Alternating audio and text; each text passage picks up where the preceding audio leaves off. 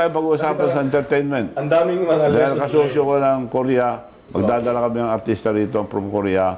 US din, meron din mag-produce. Ayun. Sinasama rin ako. So, pagsasama-samahin ko lahat dyan para ma-improve ang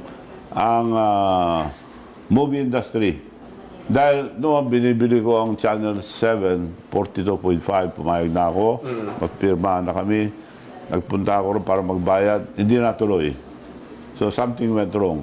Now, nag-resign na si Mr. Guson. Yung anak niya na attorney, mabuti.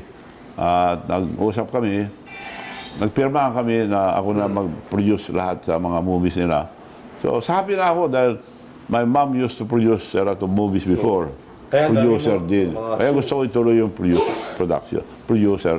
As a producer, dahil producer nanay ko noong araw.